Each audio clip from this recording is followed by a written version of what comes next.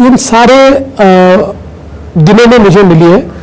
मैं कह सकता हूं कि अगर मैं अपनी ही तुलना 2014 के देवेंद्र फडणवीस से करूं तो मैं ऐसा मानता हूं कि मोर मैच्योर्ड, एक थोड़ा मैच्योर्ड इस प्रकार का देवेंद्र फडणवीस में अपने आप को पाता हूं, क्योंकि ये सारी चीज़ों से आपको वास्तविकता ध्यान में आती है और कई आघात सहन करने से आपकी शक्ति भी ज़्यादा बढ़ती है, एक आत्मिक ताकत भी आपकी बढ़ती है और किसी सिचुएशन को कैसे रिएक्ट करें जी, इसकी भी एक मुझे उसका तौर तरीका आपको आता है। तो मुझे लगता है कि I am a change man, change for better. Okay, तो फडणवीस जी, हिंदुत्व के एजेंडे को आपने खूब आगे बढ़ाया, उसे आगे बढ़ाना आपको काम आ गया, जबरदस्त पोलराइजेशन हुई और आपकी जीत ऐसी हुई, इतनी सीट मिली जिसकी आपको उम्मीद नहीं थी। ये बात आप मानेंगे?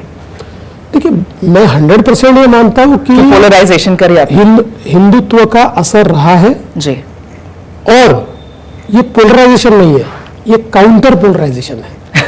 जिसमें पोलराइजेशन है उसे काउंटर पोलराइजेशन। जिस प्रकार से महाविकास आघाड़ी ने सज्जाद नोमानी जी जैसे लोगों के साथ एग्रीमेंट किया और एग्रीमेंट में इस प्रकार की बातें भी मानने की कि महाराष्ट्र में 2012 से लेकर 2024 तक जो दंगे हुए, उन दंगों में जिन मुस्लिम आरोपियों को आरोपी बनाया गया है उनको छोड़ दिया जाएगा। कई ऐसी बातें थी, 17 मांगे थी। मुझे ऐसा लगता है कि जब इन मांगों को महाविकास आघाड़ी ने माना और दूसरा लोगों ने देखा कि लोकसभा के चुनाव में केवल एक एजेंडा था, बीजेपी हराओ, मोदी जी हराओ, और उस पर जिस प्रकार का वोटिंग हुआ उससे निश्चित रूप से राज्य के लोगों को ये ध्यान में आया कि हम वोट नहीं करते हैं, इसका खामियाजा भुगतना पड़ता है। तो लोगों ने 5-5.5% वोट बढ़ा। ये मुझे ऐसा लगता है कि पिछले 3-4-5 दशकों का सबसे ज़्यादा वोटिंग हुआ है जी। तो ये वोटिंग निश्चित रूप से हुआ, इसको पोलराइजेशन नहीं कहा जा सकता, ये काउंटर पोलराइजेशन था। जब आप किसी को दबाते हो तो और ताकत से वो उभरता है।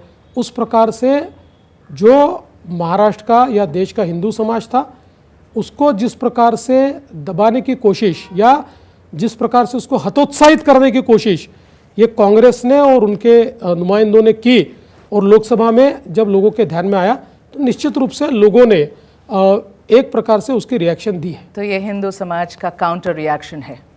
देखिए, केवल किसी भी चुनाव का आकलन करते हुए आप एक चीज़ के ऊपर चुनाव नहीं होता है जी। हम लोगों ने एक प्रो इनकम्बेंसी भी क्रिएट की थी। हमारी जो स्कीम्स है उन स्कीम्स ने, हमारे विकास के कार्यों ने लोगों के मन में ये गति से काम करने वाली सरकार है, ये लोग काम करना चाहते हैं, इस प्रकार का नैरेटिव तैयार किया था।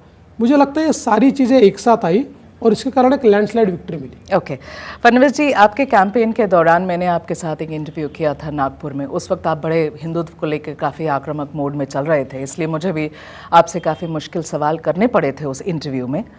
लेकिन उस इंटरव्यू के बाद इतनी बड़ी जीत मिली आपको और मुझे लगा कि आपके स्वर बदलेंगे उसके बाद फडणवीस जी, लेकिन जीतने के बाद भी आपकी पहली ट्वीट यही है, एक है तो सेफ है। कल स्वेरिंग इन के पहले आपने गौ पूजा करी। जब नेता गायों के साथ फोटो खिंचाते, चारा खिलाते, but you were kissing the head of a cow yesterday, you put that picture on your Instagram. क्या समझाया जाए फडणवीस जी कि पूरा फोकस हिंदुत्व पे अभी भी रहेगा या आप डेवलपमेंट की तरफ अब नज़र घुमाएंगे अपनी? देखिए, हिंदुत्व और डेवलपमेंट ये दोनों एक ही सिक्के के दो पहलू है। ये नहीं है, बिल्कुल है। देखिए, आप लोगों का प्रॉब्लम ही ये है कि आप इसको आइसोलेट करते हैं, ठीक है, और हिंदुत्व को समझने की गलती करते हैं। आप लोग हिंदुत्व को एक पूजा पद्धति के रूप में देख रहे हैं। हिंदुत्व एक पूजा पद्धति नहीं है, ये वे ऑफ लाइफ है। हिंदुत्व में एक्सक्लूजन नहीं है, हिंदुत्व इंक्लूसिव है। इसलिए हम हिंदुत्व ही कहेंगे, पर हमारे हिंदुत्व में सभी को जगह है। किसी की पूजा पद्धति अलग हो सकती है। आज भारत के जो मुसलमान हैं इनकी पूजा पद्धति अलग हो सकती है, लेकिन ये कोई अरब स्थान से आए हुए मुसलमान तो नहीं है। वो तो चले गए, जो आए थे ताशकंद से, अजरबैजान से और मंगोलिया से जो आए थे वो तो चले गए। ये तो मैं ऐसा मानता हूँ कि पूर्वाश्रम के ये हमारे हिंदू है, ये हमारे भारतीय है, इसलिए यहाँ पर पूजा पद्धति से कोई भेद नहीं है।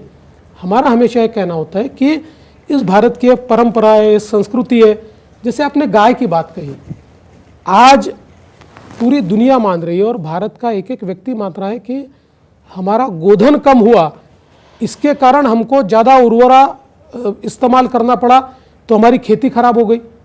आज हम वापस ऑर्गेनिक खेती की तरफ जा रहे हैं और सब लोग ये मानते हैं कि गायों के बिना या गोधन के बिना आज हम लोग हमारी नेचुरल फार्मिंग की ओर नहीं जा सकते। आज कैंसर जैसी बीमारियां जो हो रही है, इसमें लोग ये कहते हैं कि हमारे इसमें इतने ज़्यादा हम उर्वरकों का इस्तेमाल करते हैं जो हम लोग अनाज पैदा करते हैं, तो इसलिए नेचुरल खेती की ओर जाइए। तो मुझे लगता है कि हमारी परंपरा में हमने जो ईश्वर का दर्जा पेड़ों को दिया, हमने नदियों को माताओं का या हमारी देवियों का दर्जा दिया, हमने गाय को ईश्वर का दर्जा दिया, इसीलिए दिया क्योंकि हमारे पूर्वज जानते थे कि इनकी पूजा करेंगे तो हम जिएंगे, इनका संवर्धन करेंगे तो हम जिएंगे। तो मुझे लगता है कि हिंदुत्व को संकुचित विचारों से नहीं देखा जा